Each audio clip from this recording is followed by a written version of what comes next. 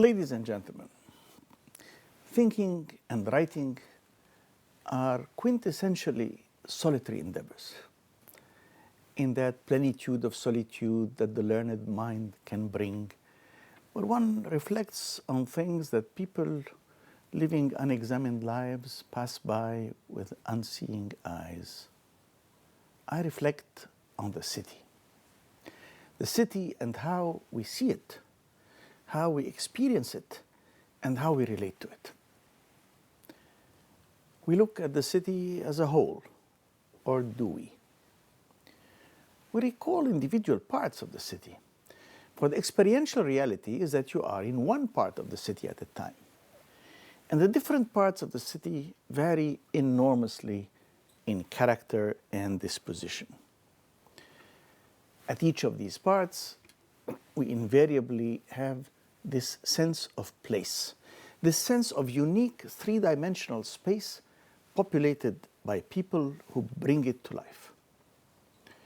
There may be crowds, or a few couples, or some old people at a cafe with children playing nearby.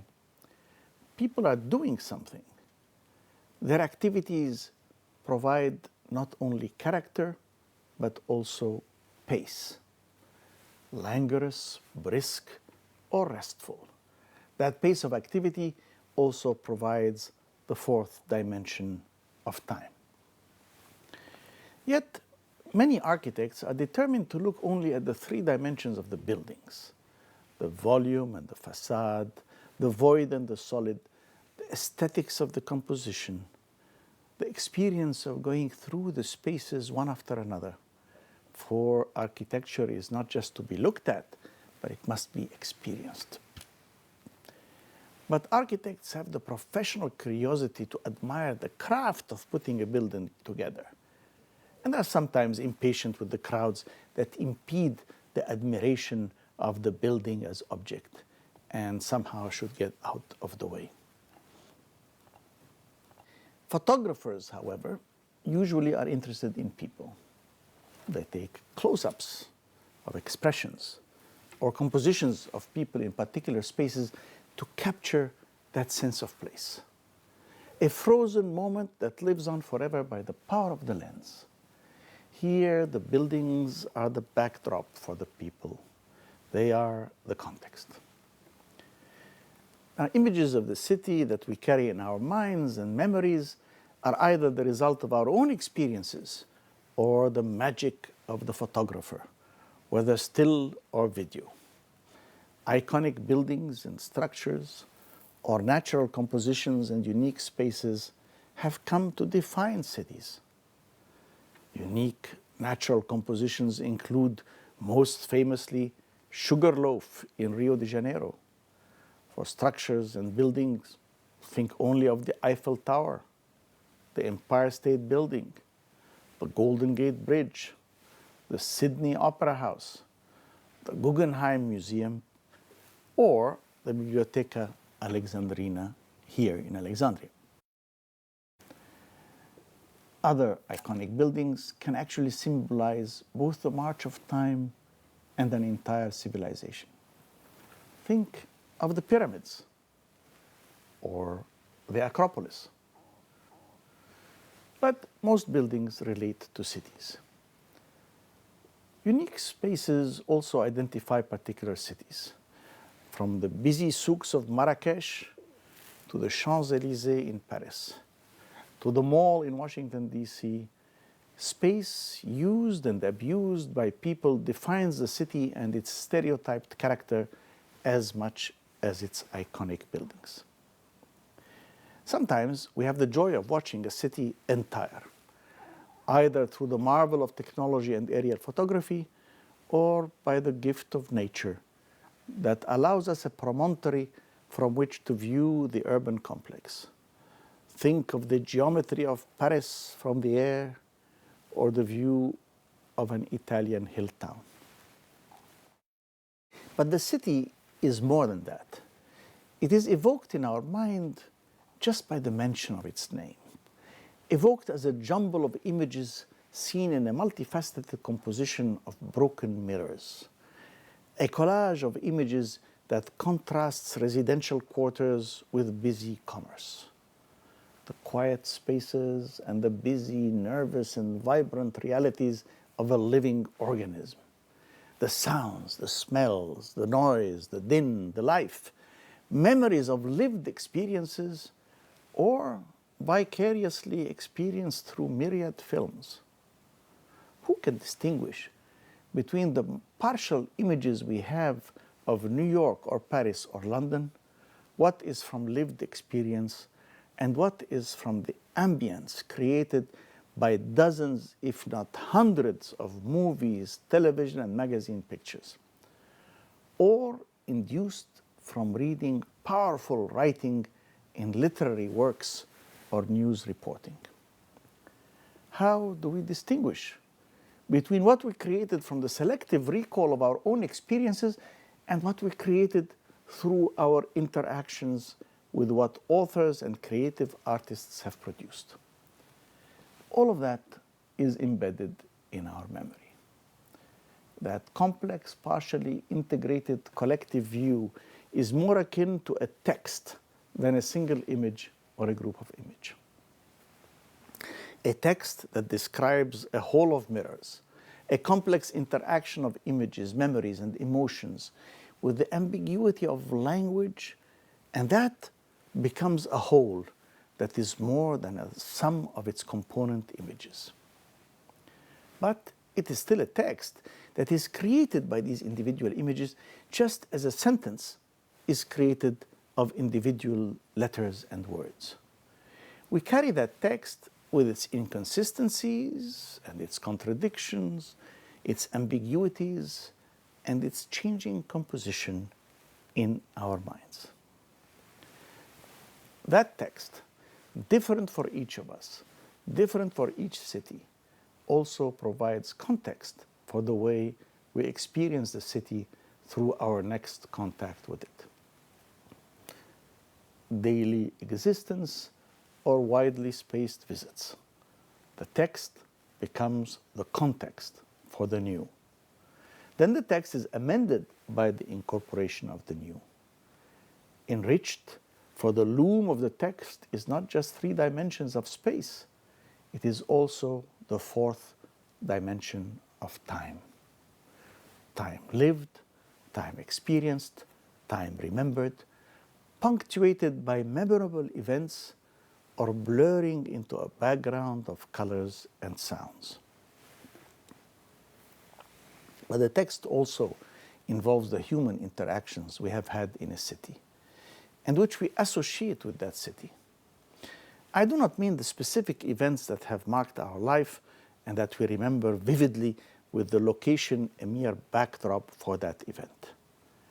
I mean the diffuse mental links that lodge deep in our subconscious memory to resurface when one or another of our senses is tickled in a particular way, evoking that space, that city, remembered from times long past.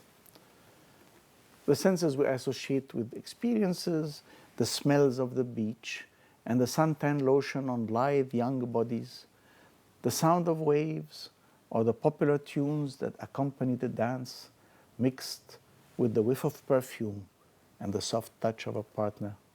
The text becomes more and more complex. It is not a linear narrative. It is a jumble of images and images within images, wrapped in a cat's cradle of complex interactions between emotions and senses. The text, becoming context, shapes our attitudes towards the new, our willingness to accept a pleasant surprise, our regret at a beloved spot gone, our wistfulness for a context that is shaped by our memories and the images of the photographers. Yet, some cities have an added dimension brought on by history and literature, an imagined city. Here it is the mental images we have created by reading the written works of authors or studying the history of the place. That imaginary city is real. Real because it once existed even if only in the minds of those who wrote about it. That imaginary city is real for us, an integral part of the mystique of the place. Real in the sense that the symphony of space and time conjured up by the mention of a name is real and is somehow woven by the mind's loom into the tapestry of physical space and concrete time that provides us with our text and context. Alexandria is that kind of city par excellence. The imaginary Alexandria conjured up by its fabulous ancient history, its rich cosmopolitan past, and the memories of our childhood and our youth, growing up in Alexandria or visiting it in summer or winter visits from Cairo. It is the eternal Alexandria that never dies, that contrasts with the reality of what is now a drab and ugly city after generations of depraved destruction of the glorious heritage of a city once known as the Pearl of the Mediterranean. Alexandria had a symbiotic relation with her writers, for they immortalized her, while she fed their imagination and brought them fame. E.M. Forster's guide remains the best until today, though much of the city he describes has vanished. D.J. Enright and John Heath Stubbs are among the less known writers in English, but their sojourn in Alexandria transformed their writing and being. Lawrence Durrell, who was not an Alexandrian, but was made famous by his quartet, and in turn put Alexandria on the tourist map, causing umpteen tourists to come in search of Justine. Writing in Italian were Giuseppe Ungaretti and Fausta Caliente. In French was Filippo Tommaso Marinetti, a founder of Futurism in Europe. And in Greek, of course, Stratis Tsirkas and Constantine Kafavi, one of the great figures of the modernist movement. Egyptians writing in Arabic count among them Edward Kharrat, Ibrahim Abdel-Megid, as well as Naguib Mahfouz, Nobel laureate, whose novel on Alexandria, Miramar, marks the change in his style from realism to modernism. Whether in poetry or fiction, Alexandria shaped the vision and artistic imagination of those who lived in it. That is no less true of the painters and artists who grew up in Alexandria and whose first works were shaped by the Mediterranean shore, the sun, and vibrant colors that inspired the images they created of their city. But powerful as these images were, the text of Alexandria is driven more by history and cosmopolitanism than by any individual work. It is driven as much by the glory of the ancient past as by the vibrancy of the recent past. Recent by Egyptian standards, for I refer mostly to that period from the 1820s to the 1940s, when Alexandria was a great city by any standard. Ancient Alexandria was a project that succeeded beyond any imagination. It was intended to be the capital of the empire that Alexander the Great was forging. He was to bequeath his name to the city, and his successors in Egypt, the Ptolemies, were to build the city and turn it into the intellectual capital of the world. Founded on the very spot where the new Library of Alexandria now stands, the ancient city of Alexandria was to straddle the ancient world like a colossus. Its golden age spanned the centuries between the glories of Athens and of Rome, and its legacy is just as enduring, if not more so. Indeed, the two icons of ancient Alexandria, the legendary Pharos, one of the seven wonders of the ancient world, and the ancient Library of Alexandria, the first institution which truly aspired to encompass universal knowledge, These two symbols remain alive in the hearts and minds of all cultured individuals, not just cultured Alexandrians. I do not want to go into the history of ancient Alexandria, but it has become the stuff of legend. It was founded by Alexander and was the stage for the eternal stories of Caesar, Antony, and Cleopatra, names of mythical grandeur that evoke various memories created by the talents of the greatest writers and artists of all time, from Shakespeare to Hollywood. It was to be the theater for the dramatic acts of the burning of the ancient library and the murder of Hypatia, recently revived in several books and a film called Agora and in a powerful Arabic novel by Yusuf Zidan. Altogether, the centuries of grandeur and agony that mark the history of the rise and fall of ancient Alexandria make for more than a powerful chapter in the evolving text that provides the context for those who would discover Alexandria today. And it is with shock that we discover how little resonance that text has with the contemporary city. Little remains. But that is the power of the myth of the imagined city. To measure the importance of the ancient library, we could look at the decoration of the main hall at the National Academy of Sciences of the USA, arguably the largest and most important scientific society in the world. Built in 1923, the hall celebrates the four precursor institutions of knowledge, with medallions in the archways on its four sides. The first of these is the ancient Library of Alexandria from the 3rd century before our era. The other three sides are taken up by medallions of the academies of Italy, the Société des Lincei, the Royal Society of Britain, and the French Academy of Sciences, all three dating from the 17th century. 20 centuries separate the Alexandrian and European institutions. To the whole world, not just to Egypt and the Mediterranean, the very name of the Bibliotheca Alexandrina conjures up the image of a glorious past, of a shared heritage for all of humanity.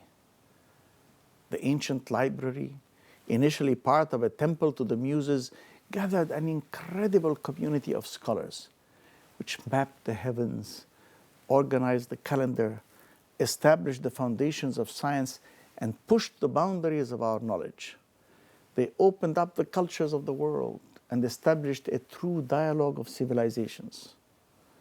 Together, these scholars promoted rationality, tolerance, and understanding, and organized universal knowledge.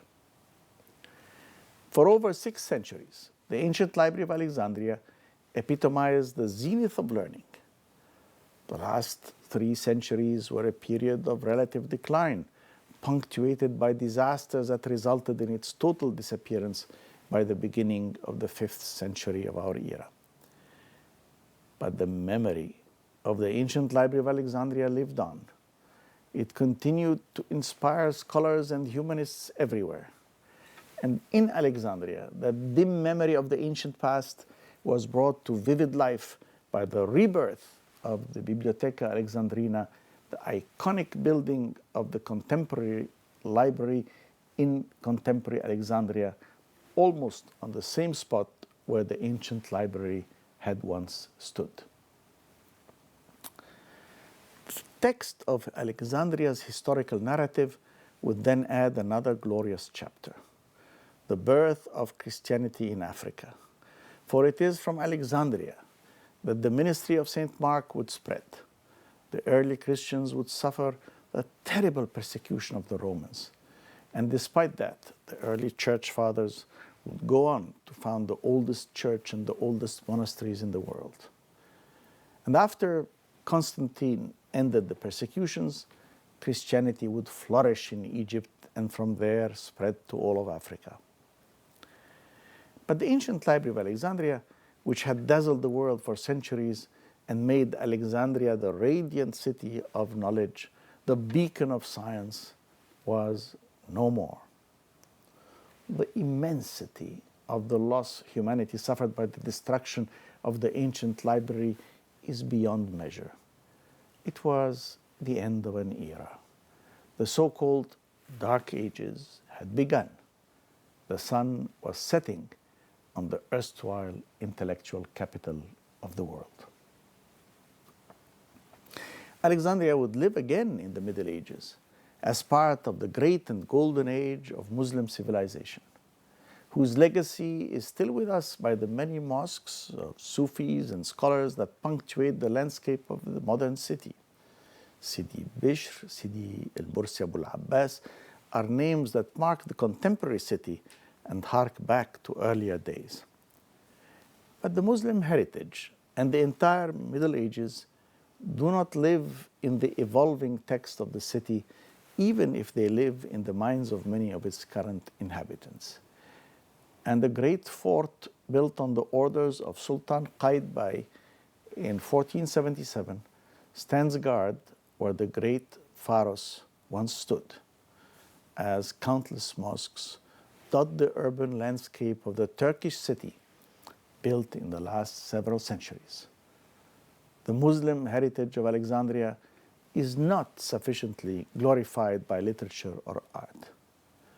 And the march of history, which I maintain has shaped the city's myths, its text and context, records that Alexandria ceded its primacy to other great cities whose names were synonymous and remain synonymous with the grandeur of Muslim civilization. Damascus, Baghdad, Cairo, Cordoba, Isfahan, Samarkand, and Istanbul, among many others.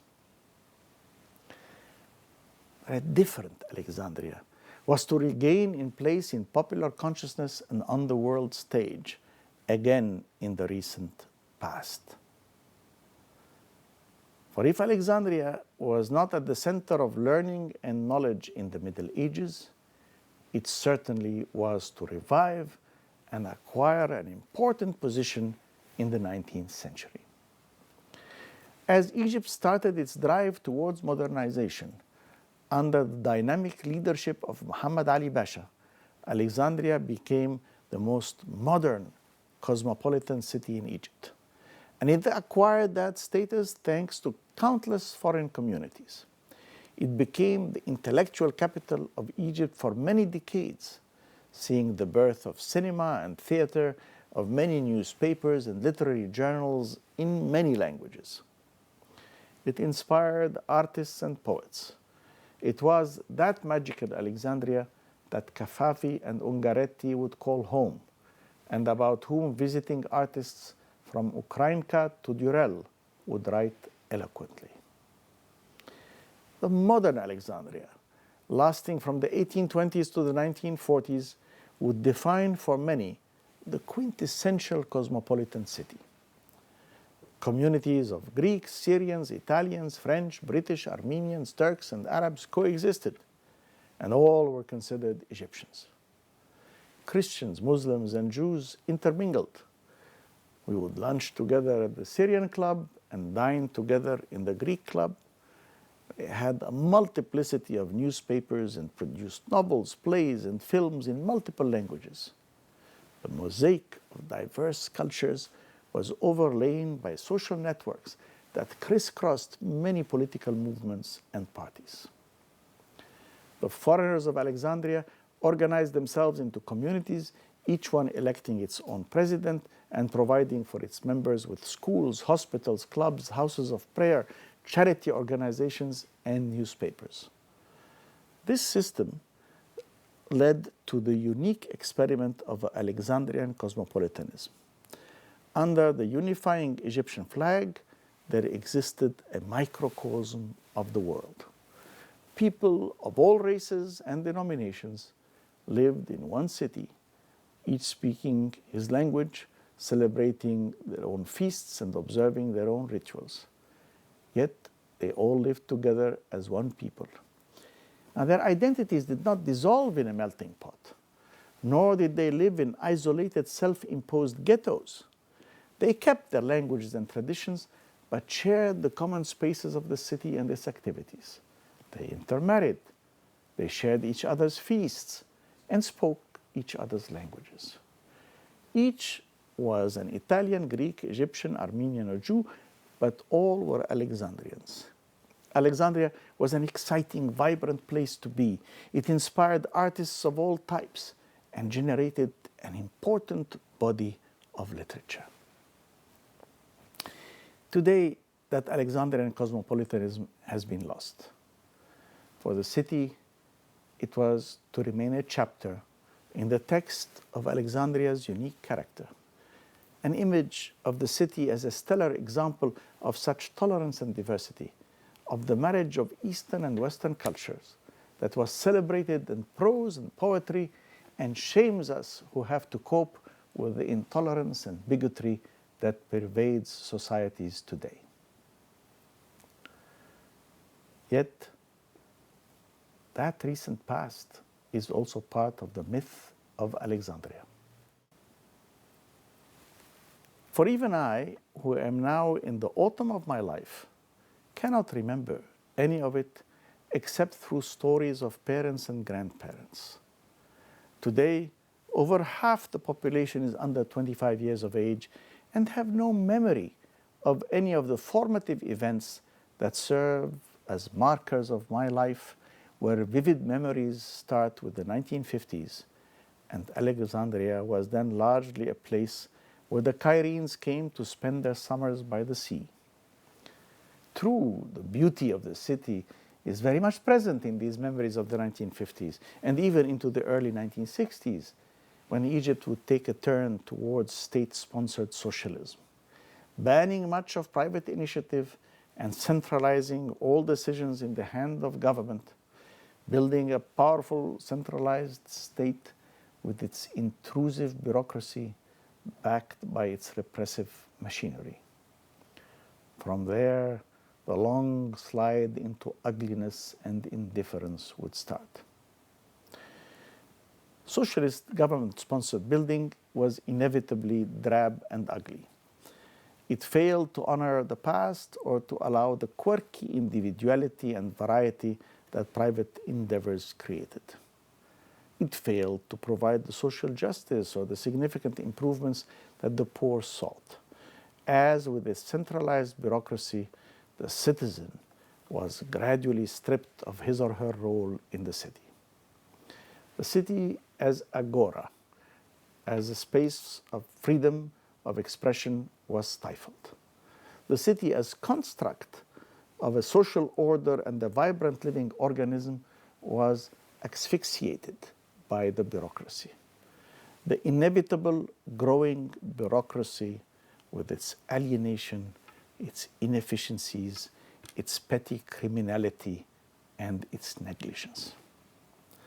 True, in Egypt, the bureaucracy is as much the heir of the Egyptian scribe of 5 millennia ago, the scribe whose impressive statue sits in the Louvre today, as it is the heir of the administrative apparatus of the modern state. But it is coupling the inheritances of these genealogical precedents with the centralizing tendencies of the socialist states of the 20th century, along with their ubiquitous police repression and oppression, that brought out the worst in what was a different kind of city. Yes, it had enormous differences between wealthy and poor classes, but it was partly redeemed by its creativity and diversity. The centralized state destroyed the national voices, and the nationalist rhetoric drove out the ethnic diversity that made Alexandria special. Yet beyond the imaginary city of dreams and lore that informs and shapes the text that becomes our background and context for the images we confront, there is another amazing reality that we have to consider. There is another city, a real city, that remains invisible to almost all of those who live in and visit the city of Alexandria, that is covered by that text and context. invisible to the inhabitants of the city, of tourists, traders, and citizens proud to call themselves Alexandrians, descendants of the innovators who made of Alexandria the capital of intellectual work in Egypt for much of the 19th century and even quite a bit of the 20th, that invisible city is the city of the poor. The 50-plus slums that have emerged in the very fiber of the city in the last 60 years or so, as the population swelled, the port grew in importance, and petrochemical industries flourished. Many of the workers and their families came from these slums and then retired at night to their homes. Mostly it is the poor who live and work on the fringes of the visible city, who are the inhabitants of this invisible city. Invisible by the inability of most inhabitants of the visible city to identify any feature of that other invisible city. They do not know the main crossing points, the marker buildings or shops.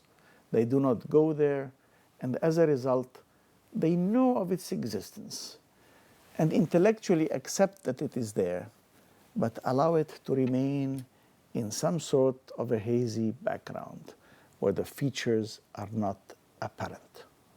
A creature lost in the fog of willing non-recognition.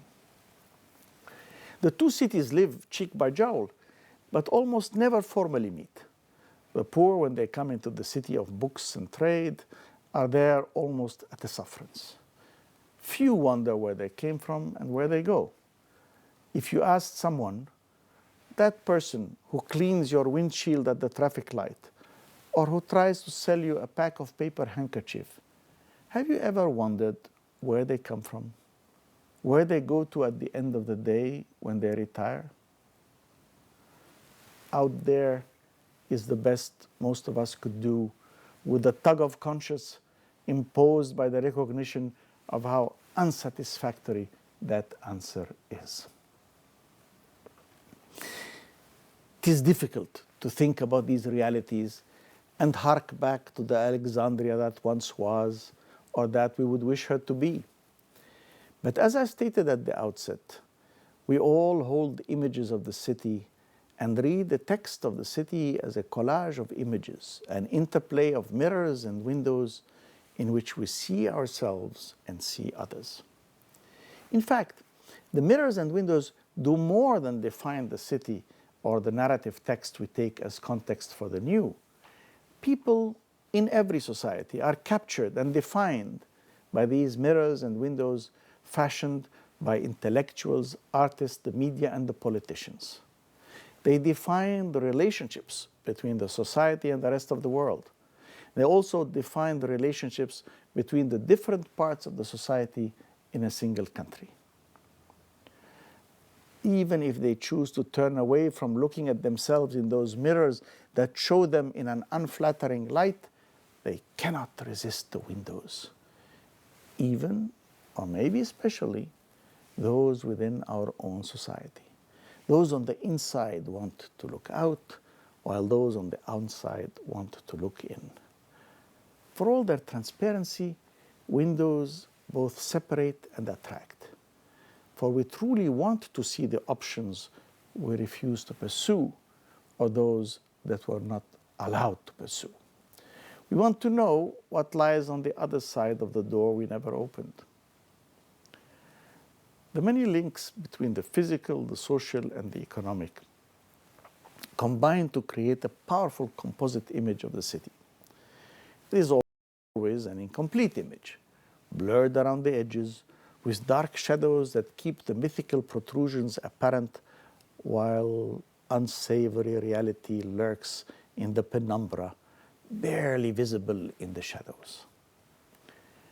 In the heart light of reason, analysis, and scholarship, some of the obscurity is lifted, and all the injustice, destitution, and latent anger can be observed as the veil of darkness and shadows is lifted.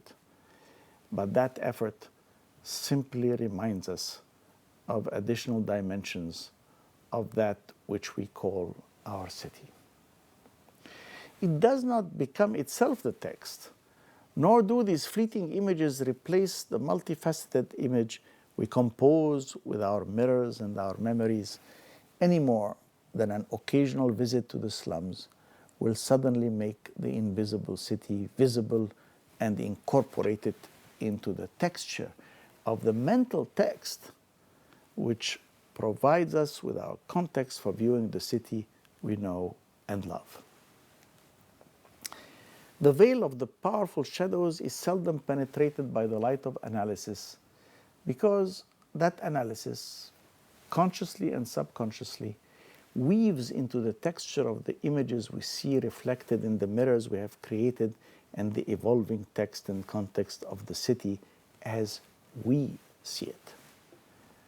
But the illumination of insight comes like an occasional distant flash of lightning that shows for an instant what is behind these shadows.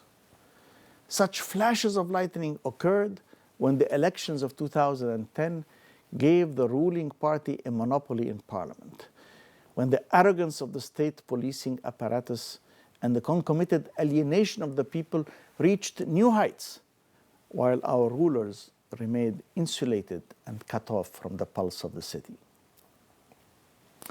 The flashes of lightning occurred when hundreds of thousands of youth began to respond to the cyber-based call for solidarity with a young Alexandrian who died in Alexandria while in police custody. And again, when the self-immolation of a young street vendor in Tunisia sparked the downfall of Tunisia's rulers and started the Arab Spring. These flashes of insight showed us a difficult reality. There is anger in our hearts. There is frustration in our lives. There is violence in our streets, incompetence in our institutions, hesitation in our decision-making, corruption in our highest offices, aimlessness amongst our youth, and anxiety among our elders. There is desolation for many of those who look to religion to bring peace and solace into their lives, as politicized religion, divisive and full of hate, edges out the compassion and caring and the heart of our beliefs. But above all, there was a rejection of a society who lived in fear, pervasive fear. Fear of authority, fear of straying from the conventionally accepted, fear of the new, the untested, the unknown. But no more.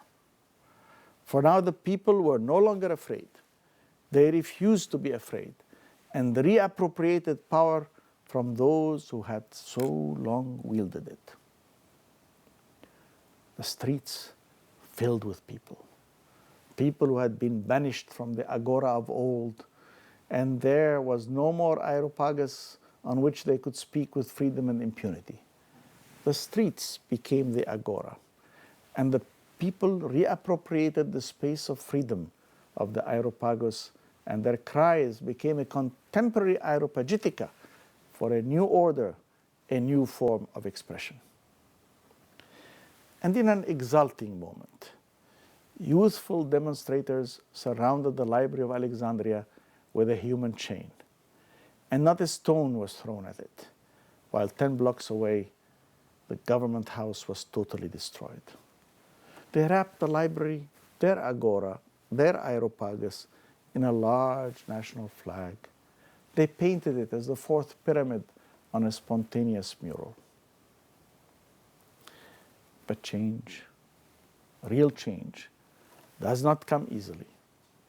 Weeks would drag into months, months into years, and joyful participation in the political process gave way to disappointments and economic hardship. And the unfolding reality on all of Egypt and in Alexandria brings some to despair. But there is no despair in the bosoms of those who dare to dream. The text and context of Alexandria is not frozen. New sentences are being added to that text every day. A whole new chapter is being written right now not least by the rebirth of the Bibliotheca Alexandrina, the new Library of Alexandria, and its daring gamble that it can revive cultural activity in Alexandria and reverse the decline that had set in over the last 60 years. The Egyptian Revolution of 2011 and its aftermath is writing a new chapter with its massive demonstrations of unprecedented people power that brought the residents of the invisible city with the rest of Alexandria's citizens into a common enterprise. It showed that nothing is impossible if you believe in the beauty of your dreams. But politics is but a single facet of the reality that makes a city. The physical reality of the city has been neglected in these years of turmoil, coming on top of a half-century of decline. The city today is a mere shadow of its former glorious self. But what was achieved time and again in its history can be achieved again. It is very much a call to action for those who can read both text and context, those who can see the present, remember the past, and imagine the future. Those who are not willing to accept the ravages that neglect, greed, and corruptions have wrought. Those who would recreate the city of learning of old, the city of tolerance and creativity of our grandfathers. Those who would build on the momentum of people power to generate the space of freedom that creative talents require. Those who would, by their actions, write a new chapter in that ever-changing text which becomes the context of the new. Thank you.